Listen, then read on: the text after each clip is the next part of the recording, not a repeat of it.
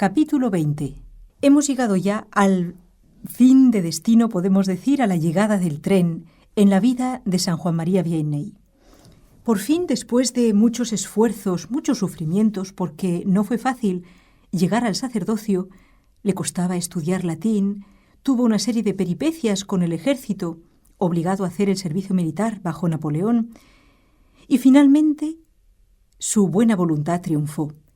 Fue ordenado sacerdote y se encuentra actualmente en su primer destino, en el cual está muy contento, porque es humilde. Ars es un pueblecito de la diócesis de Lyon que solamente cuenta 230 habitantes.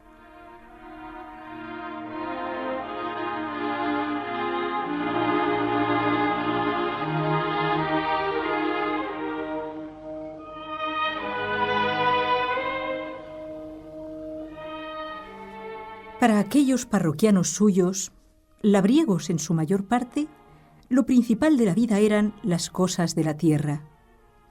Y no le costaría poco a Juan María Vianney, recién estrenado párroco, cambiar la mentalidad de aquellos cristianos y hacerlos cristianos de verdad.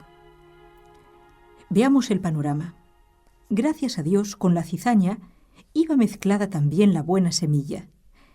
En aquel pueblo, o mejor aldea, la Cofradía del Santísimo Sacramento, fundada por el señor Escal, no había muerto del todo. Todavía se conservaban en Ars algunas familias de costumbres seriamente cristianas. Desde el primer momento, el alcalde, Antonio Mandí, y Miguel Cinier, consejero municipal, se aliaron con el señor Vianney en una obra común de regeneración moral y religiosa. ¿Quiénes eran sus ayudantes en este cometido? Podríamos contar en primer lugar la habitante del castillo de Ars, la señorita Mariana de Gaguet, más conocida como la señorita de Ars, que distribuía el tiempo entre el cuidado de la casa, la visita a los pobres y los ejercicios de una piedad meticulosa. Cada día, según costumbre heredada de su madre, rezaba el breviario con un viejo y fiel criado a quien las gentes del lugar llamaban con cierta reverencia señor Sanfal. Esta señorita de Ars, que ayudaría mucho a Juan María Vianney en su tarea sacerdotal, contaba entonces 64 años. A pesar de su baja estatura, era en extremo distinguida. Había conservado los modales un poco amanerados del antiguo régimen, pero genuinamente franceses, que daban a su trato tanta jovialidad y tanta gracia. Era muy estimada de los pobres. Les libraba de los alquileres, pagaba vestidos y alimentos. Sus libros de cuentas, muy ordenados, indican con qué cuidado anotaba las más pequeñas limosnas. A pesar de su caridad, hasta la llegada del reverendo Vianney, no fue muy grande su influencia sobre la masa de la población, porque vivía bastante retirada. Sin duda, en el reducido campo que le había sido confiado, el reverendo Juan María Vianney echó de ver la buena semilla, pero la encontró tan esparcida entre la cizaña que le causó espanto. Él, que tenía tanta sensibilidad espiritual, vio la ruina de las almas, y esto le hizo descubrir ciertas miserias que hubieran escapado a otros ojos menos delicados. Sin perder el tiempo en inútiles lamentaciones, puso enseguida manos a la obra. No tenía la pretensión de convertir todo el universo, pero sí aquella reducida aldea de 230 habitantes cuyas almas Dios acababa de confiarle.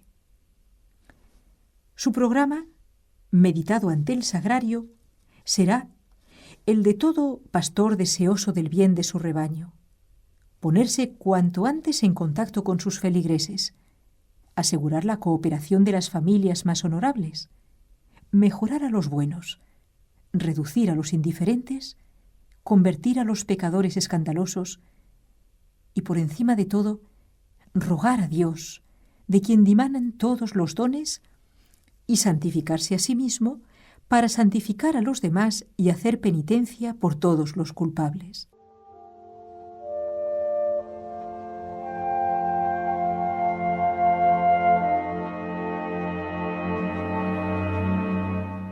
En presencia de semejante empresa, se sentía tan débil, tan vacío.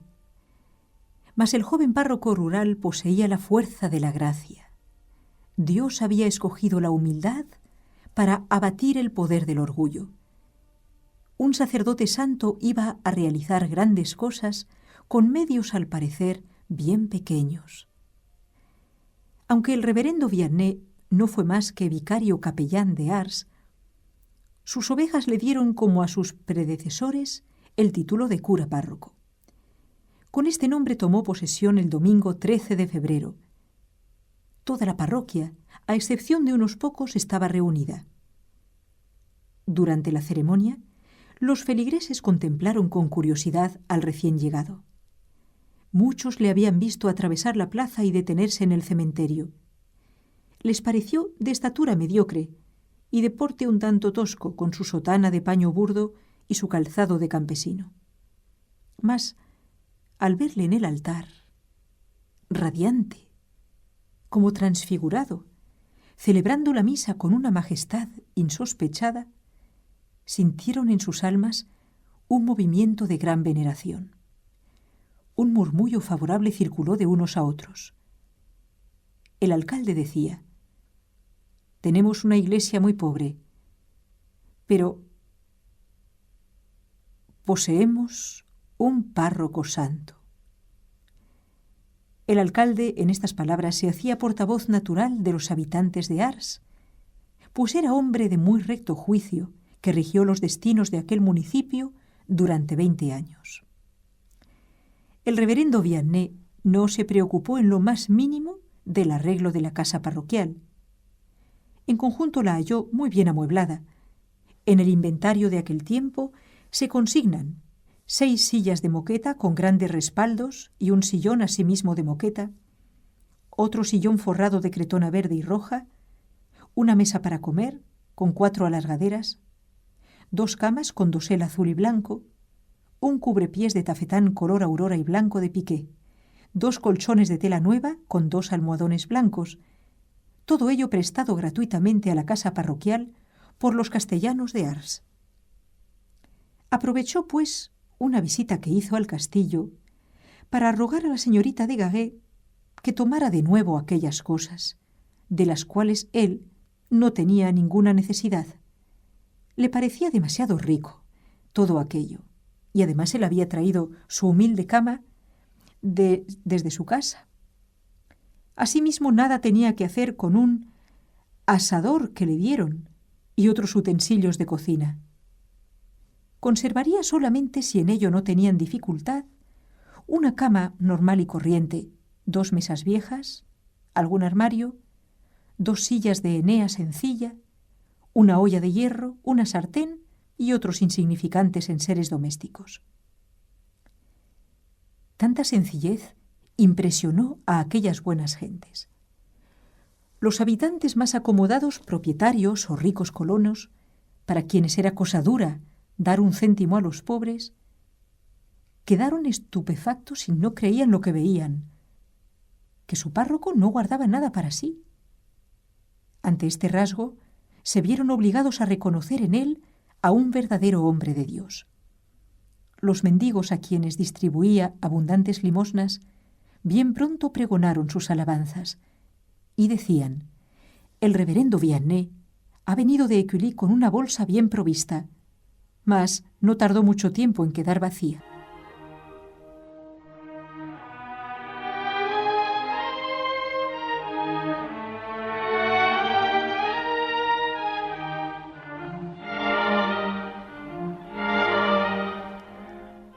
El cura de Ars, podríamos llamarlo recién estrenado, no fue tan ingenuo que creyese poder acabar con todo desorden con sola su presencia.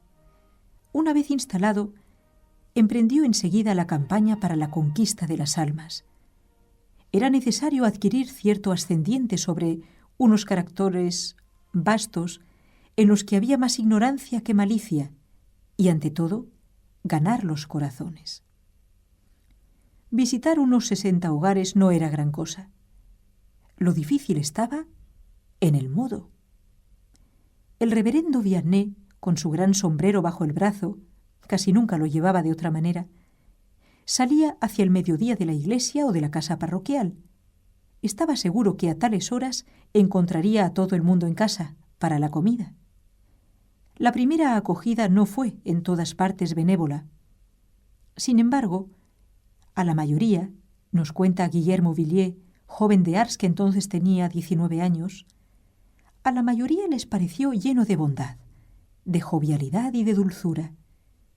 Pero nadie le hubiera creído tan profundamente virtuoso como lo supieron después. En estas primeras entrevistas, ¿de qué hablaba? Pues hablaba casi únicamente de los intereses materiales, de los trabajos, del tiempo, de las futuras cosechas. Procuraba enterarse de la situación de las familias, del número y de la edad de los hijos, de sus relaciones de parentesco y amistad. Una palabra de religión lanzada al fin de la visita provocaba la respuesta, que le permitía juzgar del mayor o menor grado de fe de cada casa. Mas ¡ay! En este punto precisamente, cuántas lagunas y cuántas miserias. El reverendo Vianney comprobó con pena que cierto número de sus feligreses ignoraban las nociones más elementales del catecismo, principalmente aquellos que habían crecido durante la Revolución, o sea, los jóvenes y las muchachas, los hombres y las mujeres de 25 a 30 años. De estos principalmente procedían los ejemplos corruptores. ¿Y qué contagiosos eran? Muchos llegaban hasta a vanagloriarse, diciendo sin recato que en los bailes, en la profanación de las fiestas y en otras faltas aún peores, no veían ningún mal. Él reflexionaba. ¿Cómo volver al redil ovejas tan cegadas? El joven pastor sintió su impotencia, pero no se desalentó. Contaba con Dios y con el tiempo.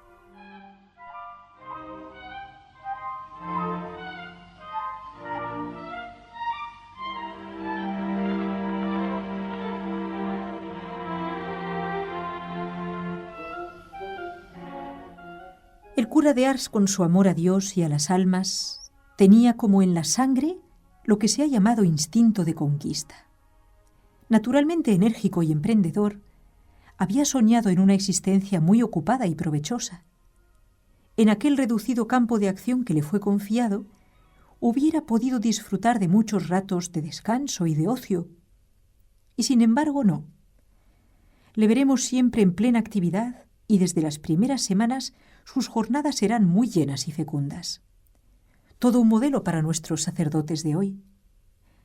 Mucho antes de rayar el alba, cuando en Ars todo reposaba, se hubiera podido vislumbrar, a través del cementerio, un vago resplandor.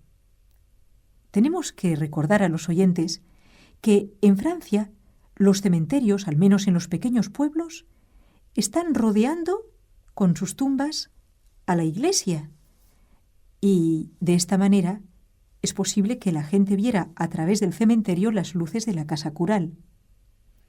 El reverendo Vianney, con una linterna en la mano, pasaba de madrugada de la casa parroquial a la iglesia. El buen soldado de Cristo se dirigía al lugar de la oración.